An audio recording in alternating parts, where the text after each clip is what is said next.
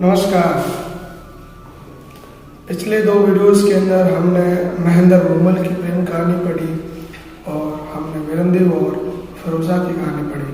आज उसी श्रृंखला के अंदर हम राजस्थान की एक और विरह गाथा की बात करेंगे, ढोला और मारू की प्रेम कहानी।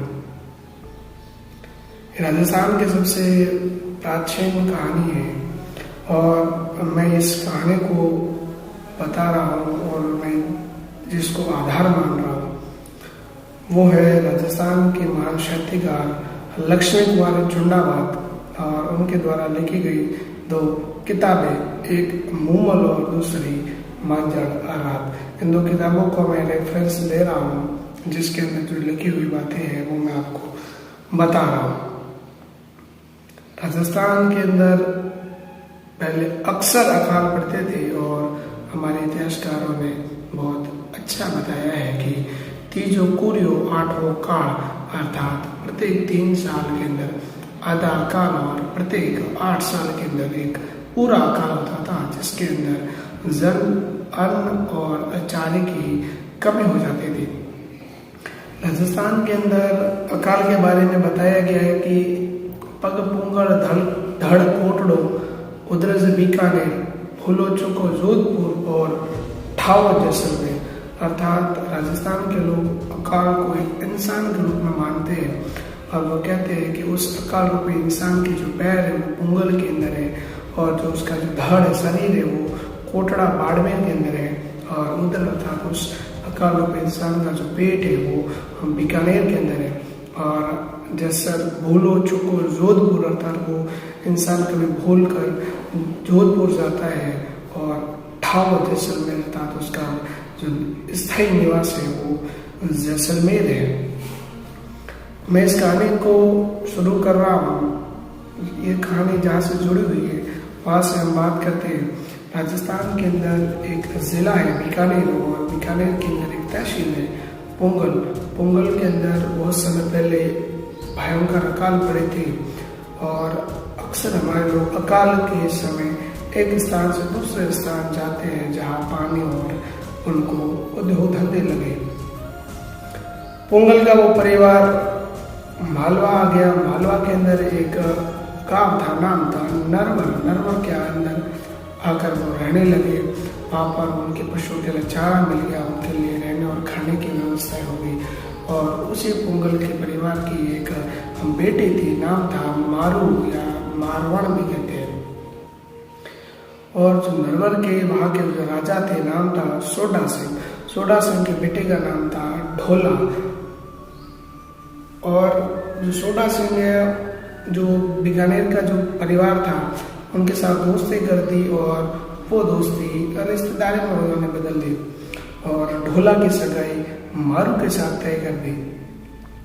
आपके जहन में एक और प्रश्न आ रहा होगा कि सर हमने तो जैसे जयपुर का जो इतिहास पढ़ा था और उसमें हमें बताया गया है कि जयपुर के जो संस्थापक है दुलेराय 1137 में जयपुर के अंदर कछवाड़ राजवंश की स्थापना करते हैं। कई इतिहासकार ये बताते हैं कि नरवर के ढोला ही वास्तविक में दुलेराय थे जिन्हें हम तेज कवर, सालवा कवर या दुलेराय कहते हैं। मैं ऐसी बातें नहीं कहता हूँ, मैं मांझड़ आरात के अंदर जो बातें लिखी गई है वही बता रहा हूँ। और जो बातें अंदर बताते हैं कि दुलेराय और मारू की दोनों पति पत्नियों से बेटी का जन्म होता है जिसे बुडवाई या जमुवाई माता कहते हैं। इन दोनों की अब शादी होने लगी। उस समय मारू की उम्र मात्र 1.5 साल थी और ढोला की उम्र मात्र 3 साल थी। राजस्थान की प्रतियोगी परीक्षा रीट के अंदर पहले प्रश्न आ चुका है ढोला और मारू की उम्र के संबंध में। दोनों की शादी हो गई। फिर राजस्थान में परिस्थितियां कुछ अनुकूल होने के बाद राजस्थान का जो परिवार था वो अपने बीकानेर की पुंगल वापस आ गया और ढोला के जो माता पिता है, जब ढोला की उम्र 6 साल हो गई थी उस समय ढोला के माता पिता की मृत्यु हो गई। लड़की की शादी तो हो चुकी थी लेकिन वो अभी ससुराल नहीं जाती थी अर्थात राजस्थान के अंदर एक रस्म है जिसे मुकलावा या गोना कहते हैं और राजस्थानी भाषा में कोणा कहते हैं। अर्थात शादी के जस्ट दोबारा जब कोई महिला ससुराल जाती है तो उसे गोना या मुकलावा कहते हैं। उस समय मारू का गोना नहीं हुआ था और मारू अपने माता पिता के साथ पुंगल आ गई और जो ढोला है उसने दूसरी शादी कर दी मालवा की राजकुमारी मालवण के साथ। एक बार की बात है कि पुंगल का जो परिवार था उन्होंने जब मारू की उम्र 24 साल के आसपास हो गई थी तो उन्होंने नरवर लेटर भेजे कि अब हमारी लड़की का आप यहाँ से ले जाइए अपने ससुराल।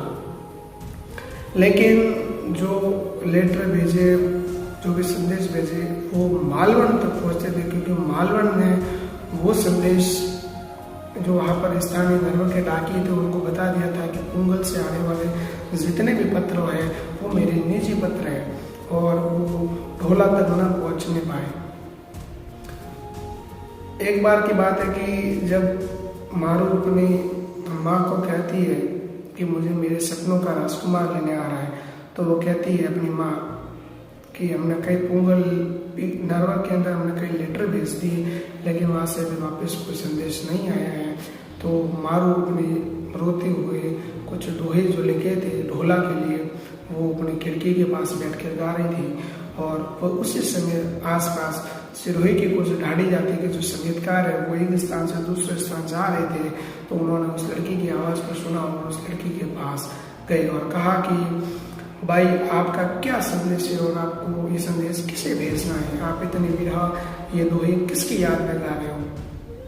वो कहते हैं कि उन्होंने मारू ने वो पूरी विगतवार कथा इन संगीतकारों को बताई। मारू ने उन संगीतकारों से मदद मांगी कि आप मेरी मदद कीजिए और मेरा जो संदेश है वो ढोला तक नरवर पहुंचाइए। उन संगीतकारों ने उसकी बात मान ली और वो नरवर चले गए और पूरी रात भर उस जो मारू ने जो दोहे दिए थे वो पूरी रात भर मधुर आवाज में गाते रहे। ढोला अपने कक्ष के अंदर सुनता रहा। सुबह होते ढोला ने उन संगीतकारों को अपने पास बुलाया और कहा कि आप किसका संदेश लेके आए हो। तब उन संगीतकारों ने बताया कि पुंगल की राजकुमारी मारू का संदेश हम लेकर आए हैं। वहाँ के राज्य के लोगों ने आपको कई लेटर भेज दिए। वो लड़की 24 साल की होगी, आपको अगर नहीं ले जानी थी तो आप इन लेटर के माध्यम से मना ही कर देते। ढोला को पता नहीं था कि वहाँ से कुछ पत्र भी आए। फिर वहाँ के जो डाक के कर्मचारी थे उनको बुलाया गया कि क्या पुंगल से कोई पत्र आया है। तब उन्होंने बताया कि पुंगल से सर पत्र तो आए थे लेकिन वो पत्र मालवण जी ने हमें मना किए थे आप तक पहुँचने के लिए। फिर उन कर्मचारियों को सजा दी गई और वो ढोला है वो मारू को लेने जाते हैं लेकिन उससे पहले ही मालवण उन्हें कक्ष के अंदर बंद कर देती है और कहते हैं कि अगर वो महिला अगर वहाँ यहाँ आ गई तो मेरा मान और सम्मान कम हो जाएगा और वो पटरानी बन जाएगी। फिर एक शर्त रखी गई कि आप उसे लेने नहीं जाएंगे और जो भी ये घटना हुई है आप भूल जाइए। ढोला ने वचन तो दे दिया लेकिन जैसे वो कमरे से बाहर आया वो अपने ऊंट पर बैठकर पुंगल के लिए रवाना हुआ और पुंगल से मारू को लेकर अपने शहर वापस नरवर आ गया और मालवण को भी सजा दी गई और मारू को उन्होंने अपनी पहली पत्नी थी उसे पटरानी का दर्जा दिया गया। राजस्थान के अंदर आपने बहुत सारी कहानियाँ सुनी होगी, पढ़ी होगी, लेकिन सबके अंदर बिछड़ा की स्थिति है। हीर रांझा के अंदर बिछड़ा, महेंद्र मूमल के अंदर बिछड़ा है, विरमदेव फिरोजा के अंदर बिछड़ा है, लेकिन राजस्थान की एकमात्र यही कहानी है जिसके अंदर अंतिम रूप से दो प्रेमियों का मिलन होता है।